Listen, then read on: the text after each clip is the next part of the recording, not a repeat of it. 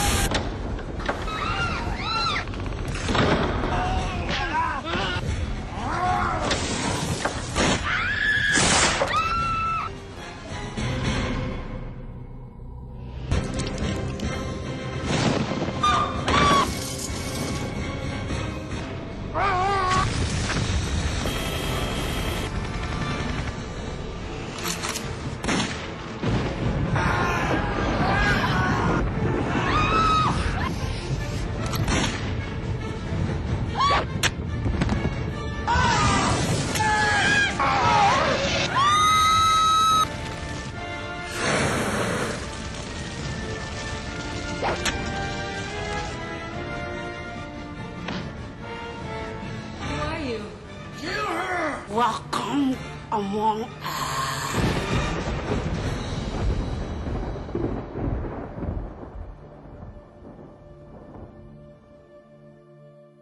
While the rest of the world's out there making zombie movies that are either boring or sub-trauma winks at the camera filled with humor that breaks the tension, good old Bruno remains single-mindedly devoted to making the kind of undead movies that caused me to fall in love with the genre. In short, the sad world we find ourselves in, zombies have become boring. But leave it to Bruno in his last two films to remind us that zombie movies can be fun.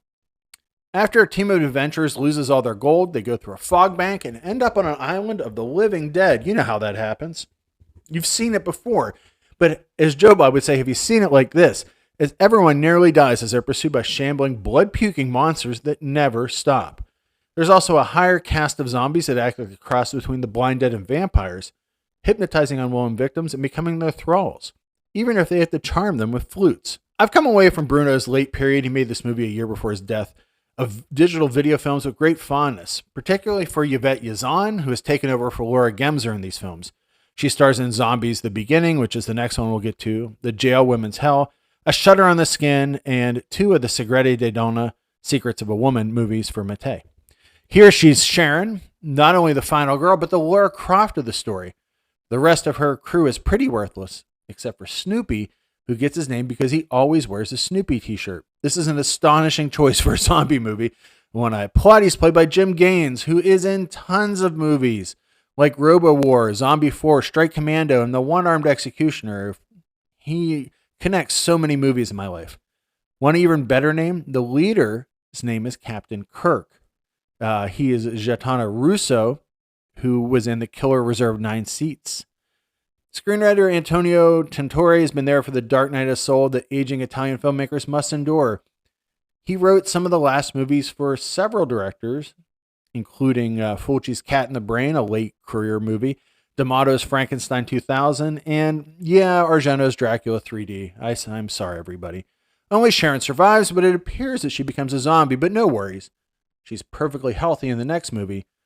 Only Mattei would name a second movie or the third, if this is in the same universe as Hell of the Living Dead, with a title like Zombies: The Beginning. What are we to think of a movie that not only has a Necronomicon, but the Divermus Mysterious from Suspiria and the Cask of Amontillado? A film-willing rip-off The Fog. Everything's okay?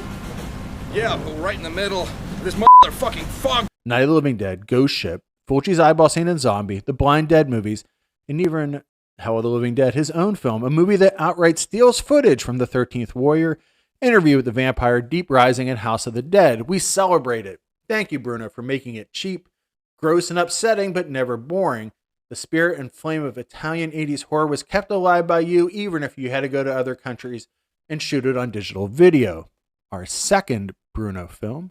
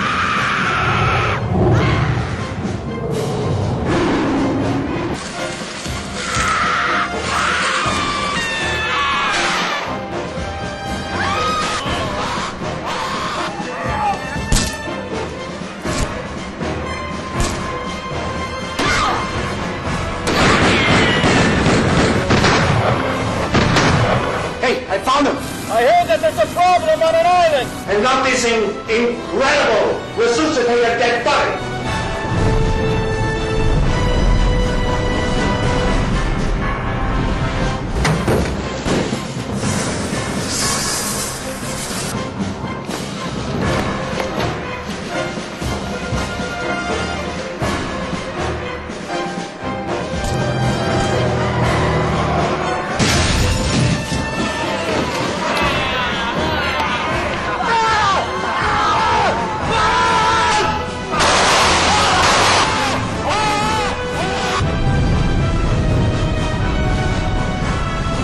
I will destroy you and send you to hell!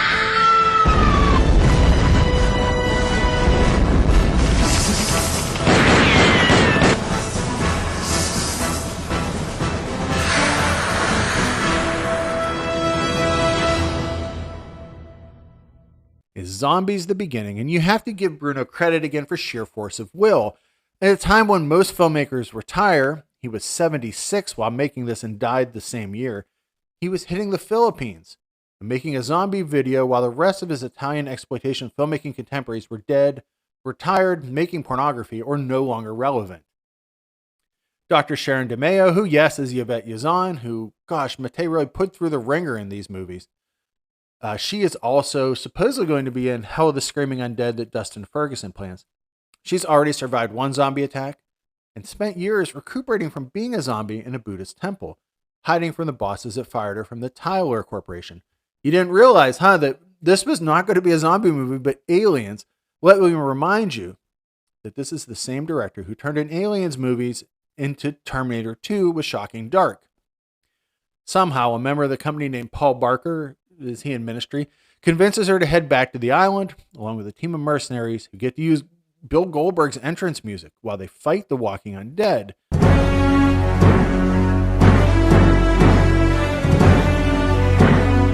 I assume because all WCW's entrance music from that era of wrestling, they were so cheap that mostly, outside of folks like Sting, got to use library music. You'll hear Harlem Heat's music on episodes of Kids in the Hall, for example.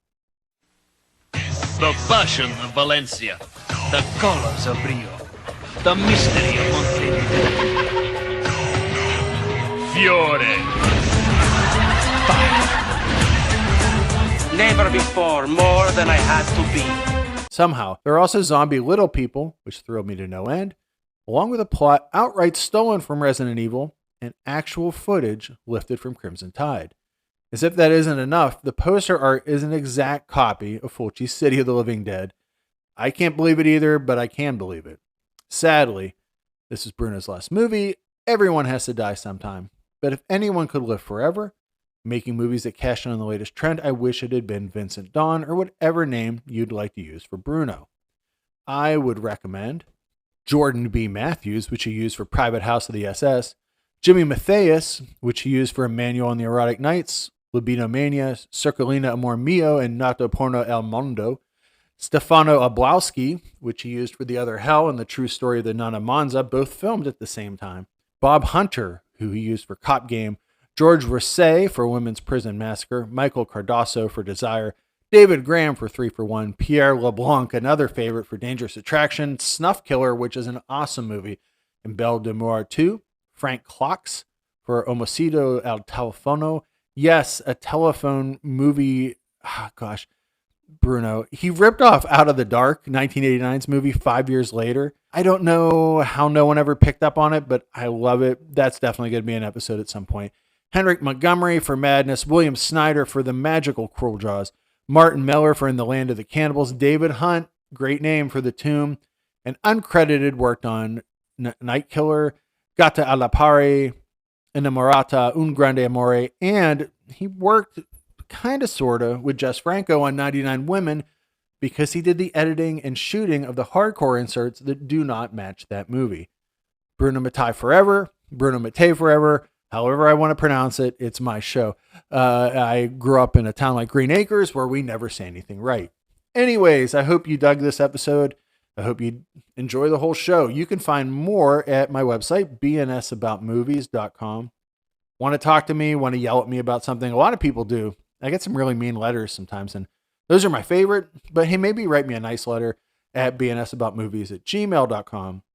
On the site, you can make a coffee donation. And hey, you know what? For the low, low price of $5, I will do an episode or write your choice, both maybe, about any movie you'd like.